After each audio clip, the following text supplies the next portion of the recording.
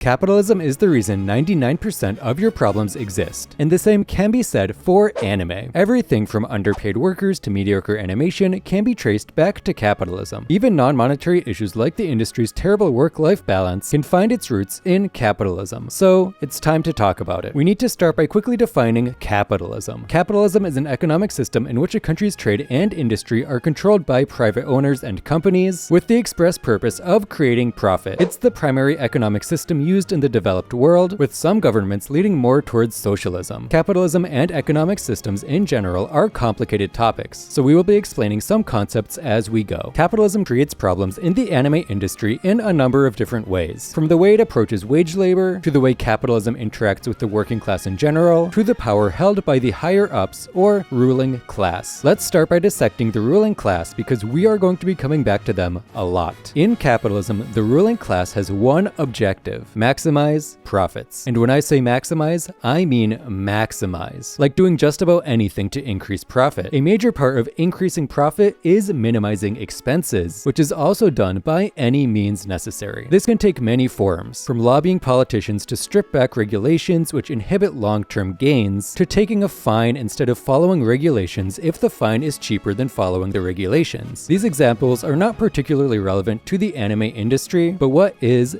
cheap, hard labor. Japan in general is known for its abhorrent work culture, and the anime industry is no exception. In 2017, the Japanese Animation Creator Association found that the average animator made between $10,000 and $31,000 per year. For reference, the Japanese poverty line was about $20,000 at the time. The situation is so bad that MAPPA garnered praise for paying the animators of Chainsaw Man an above-average salary of $2,100 per month, or about $12 an hour. This completely archaic pay grade dates back to Astro Boy, where the precedent was set and never subsequently adjusted. A large part of why these wages are so low is because animation itself is just not that profitable. In fact, of all the revenue streams that come from anime, the streams that come from actual animation are the least profitable. So how is this issue capitalism's fault? Well, capitalism is the reason that animation studios have to be profitable in the first place. It is also the reason that wage labor, which is trading your labor for a paycheck, exists as well. So what's the solution to these wage issues? The most effective way to address these issues is to just do away with capitalism altogether, but that's just not realistic or practical. But there are a number of ways to make living easier on a low income, the most effective of which would be some sort of universal basic income. This would instantly give animators a better life. There would be less stress about money and more flexibility about taking jobs that pay poorly, even by animation standards. UBI has been shown to work in countries that have tried it, and there's no real reason that Japan couldn't adopt a similar policy if not for their hyper-capitalistic economic system. Another potential avenue is government investment into anime. This is a rocky road as it can obviously lead to strong propaganda in anime, and we all know what Japan was doing the last time they used animation for propaganda. All jokes aside, this could possibly work well, but it depends how the government wants to go about it. For instance, the US military has a habit of contributing funding to movies that portray the military in a way that they want to be portrayed. Sometimes this means a portrayal of strength and courageous acts, and sometimes it means a portrayal of incompetence, both of which can be of benefit to the military. Modern propaganda is not just we're strong and the enemy is weak. It's a lot more complex than that, which means that Japanese propaganda could be put into anime without it being blatantly propaganda. Now, is it good to put propaganda in a major Japanese export like anime? No, of course not, but neither is paying animators $10,000 a year. Government investment into anime would give animation studios a bigger budget to work with, and hopefully some of that budget would go to raising the wages of the overworked and underpaid animators.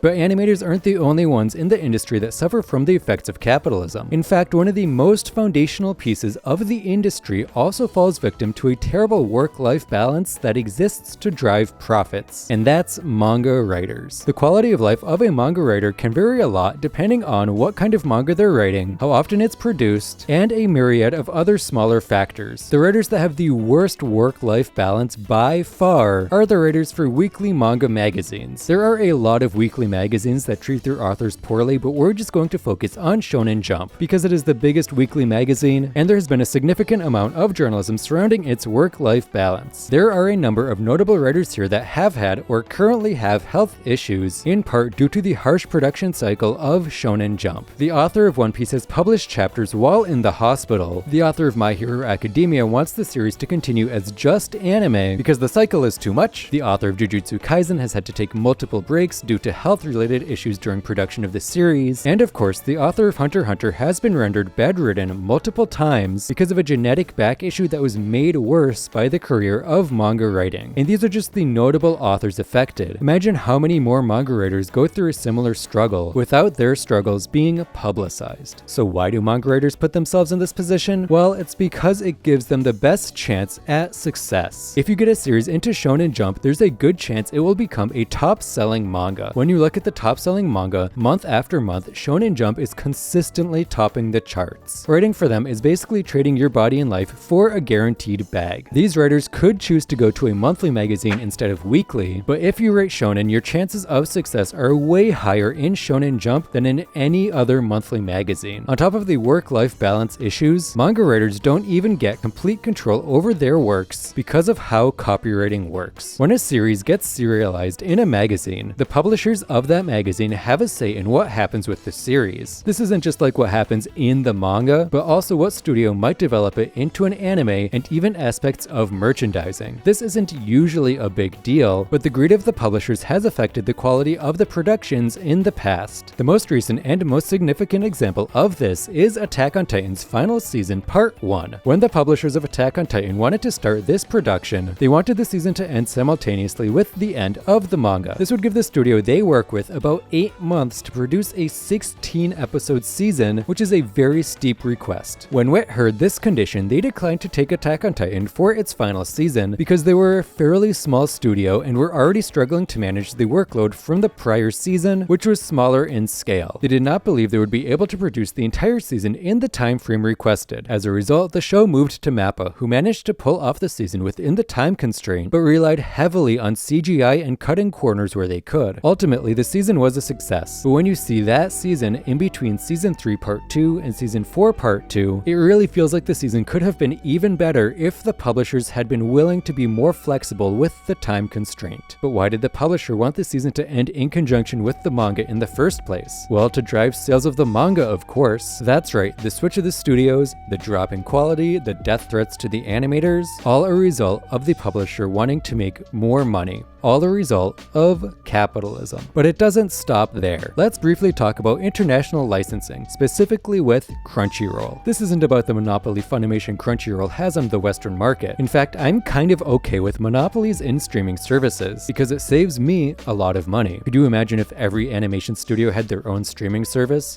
What a nightmare. Anyway, Crunchyroll hates unions. According to capitalists, unions are one of the worst things in existence. They're corrupt, they lower wages, they prevent benefits.